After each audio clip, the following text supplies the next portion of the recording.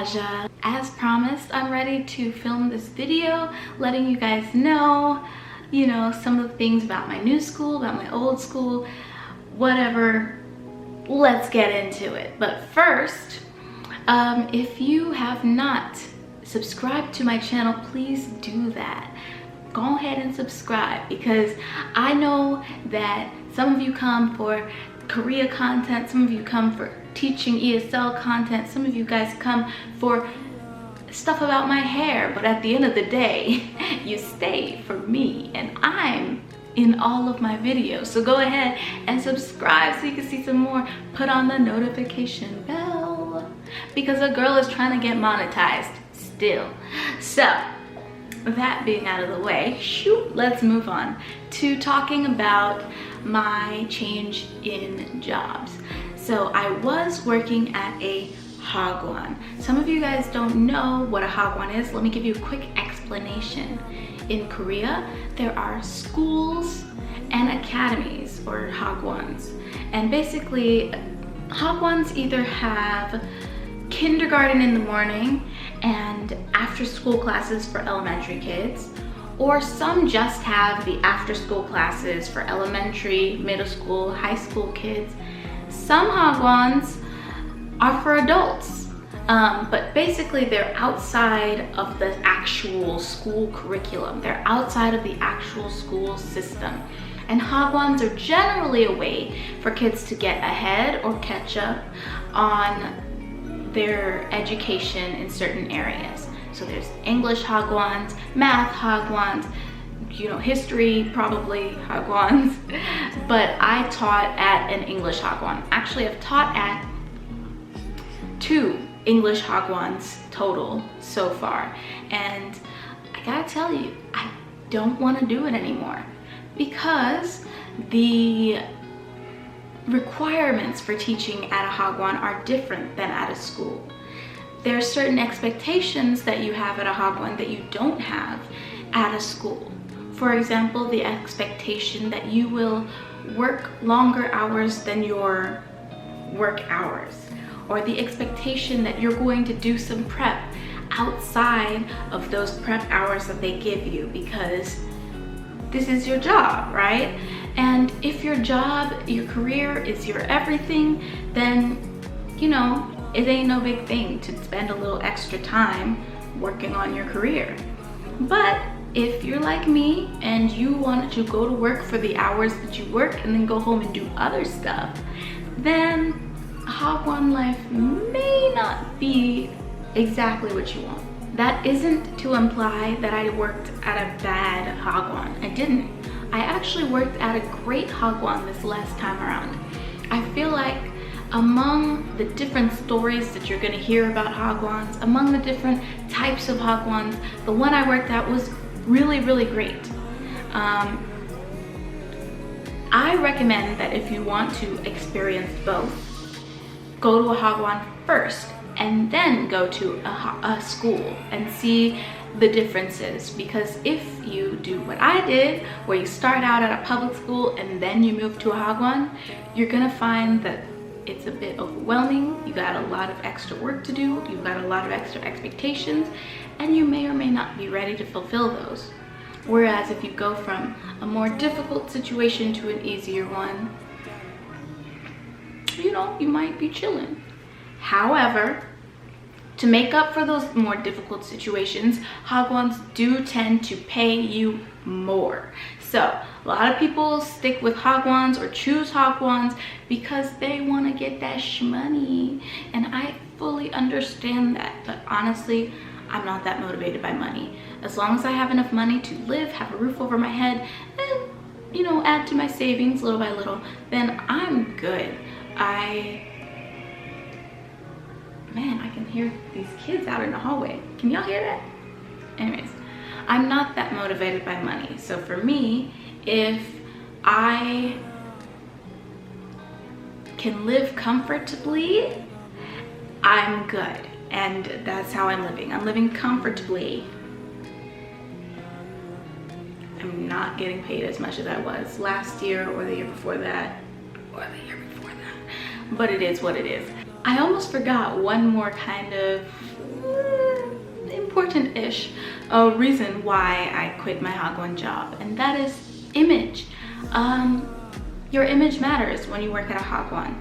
Not only, you know, how your employer views you, but also how the parents view you.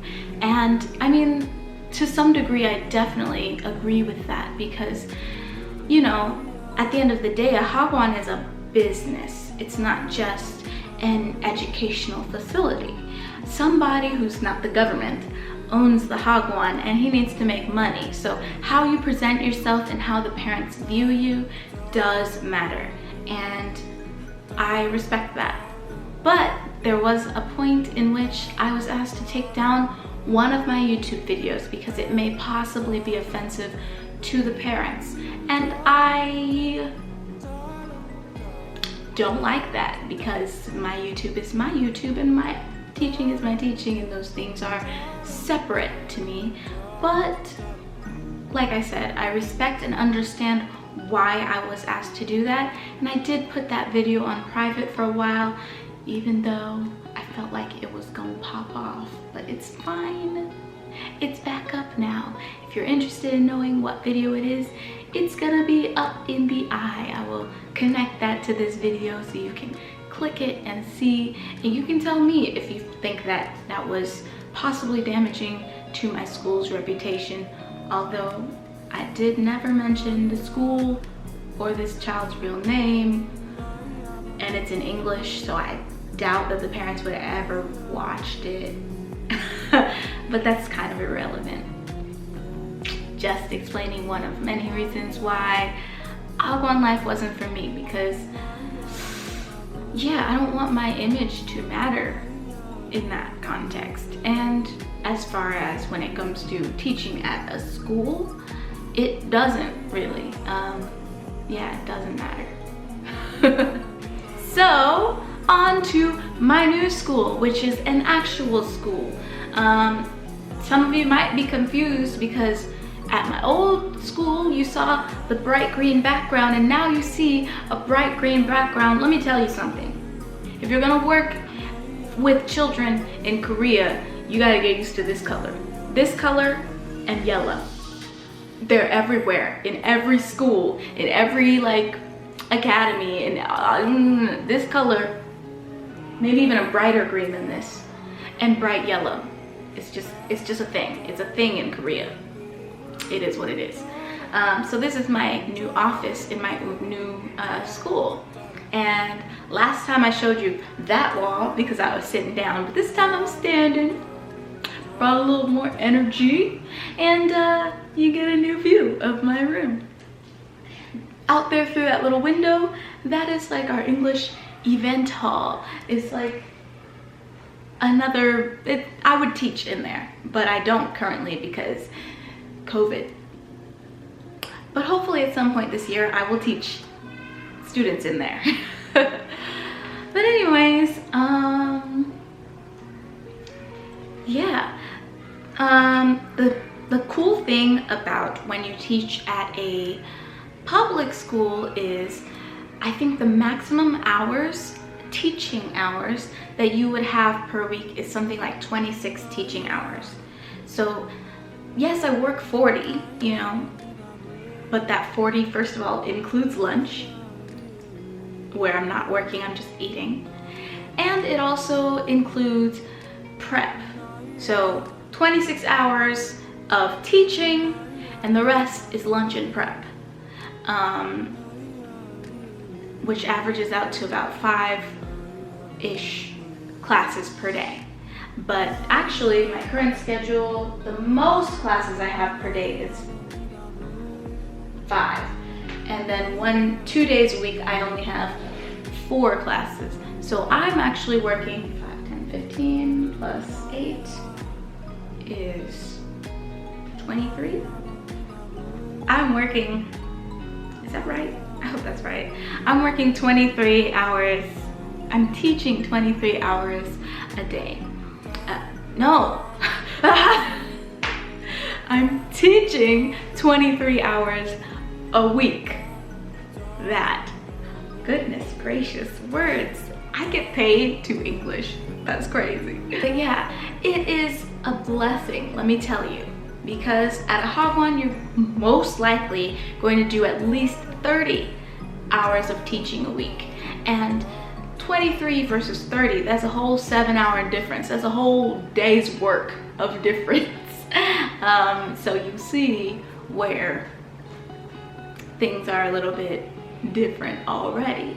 That's 7 extra hours of prep that I have at my new job, and I love it. Normally I would not be spending my prep time recording personal video. That's something that I would not normally do. I'm only doing it today. I'm only doing it today because I actually got ahead of the schedule on work that needs to be done next week. So I'm good. I've prepared for my classes next week. I've finished all my work for this week. It's Friday. I can spend my prep time doing a little something extra. But what I'll probably do during most prep time moving forward is study Korean, edit, because I've been recording videos for classes as well, and general prep and things for work. In my comment section of the last video that I put out, I got a whole list of questions that someone would like me to answer, and so I'm gonna answer the ones that are about me changing schools. And next video, I will answer some questions and talk about me changing houses and changing where I live. But let me talk specifically about changing schools. So one of the questions that was asked was, did I go through a recruiter, or how did I go about changing schools? And the true answer is that I went through about 3 or 4 recruiters. I highly recommend that you don't just use one, and here's why. The EPIC program is for schools all throughout Korea, including Seoul. But you can get a job in Seoul or other areas of Korea in public school without EPIC. So there are some public schools in Seoul that want you to apply directly to their school. You just need to look on job searching websites such as Dave's ESL Cafe, Facebook groups. There's more, and I can't think of them, but if I think of them, I'll put them in the description box so that you can see all the different websites and sources that I was using to find a job. But in addition to applying to the EPIC program, you've got to use somebody else if you want to apply to Gyeongnam.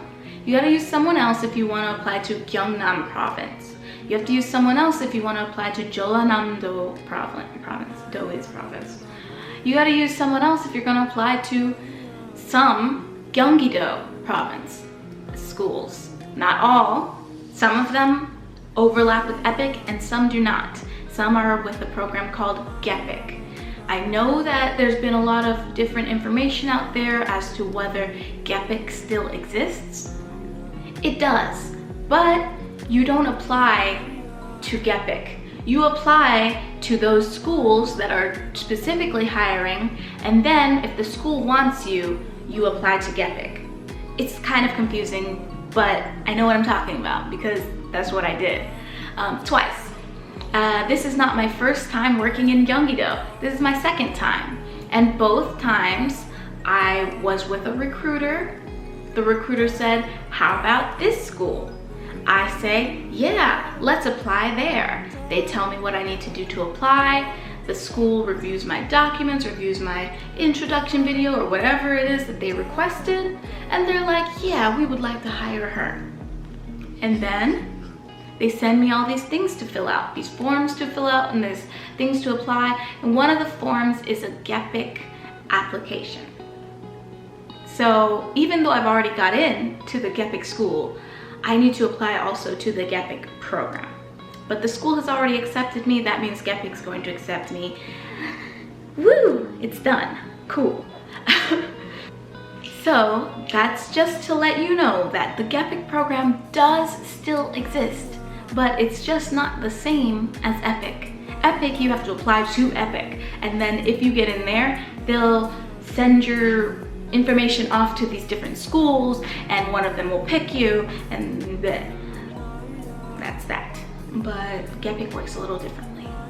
Another question I was asked is, am I able to keep in contact with my friends at my old Hagwon? And the answer is yes. It's only been 2 weeks, so it's not like I've been gone for that long. It's only been 2 weeks, but I've already been texting, messaging some of my friends from my old Hagwon. We haven't made plans to hang out yet, but we will. And you know, yeah, definitely. It's definitely possible to still hang out and still stay close with those people, especially since I was able to stay close with some friends that I made when I first moved to Korea. Those friends lived in all different places. I lived in Daegu, one of my friends lived in Daejeon, another friend lived in Taebaek, and another friend lived, I never remember where he lived, but it was another city that was not Seoul. And we still were able to meet all together and hang out every so often, probably once or twice a month, usually in Seoul, because that's kind of like a fun place that everybody can hang out. But in this case, Seoul is farther away from me than it is from my friends from my old school. So we'll probably meet in Suwon or something like that, because that's a nice middle point for us.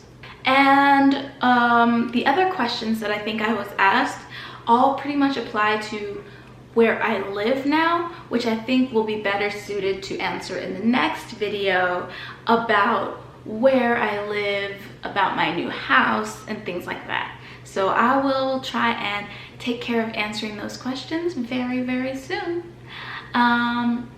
But for now, since we were just discussing my school, my work, I think that's it. So thank you guys so much for watching. Like the video, and I guess I'll talk to you next time. So bye.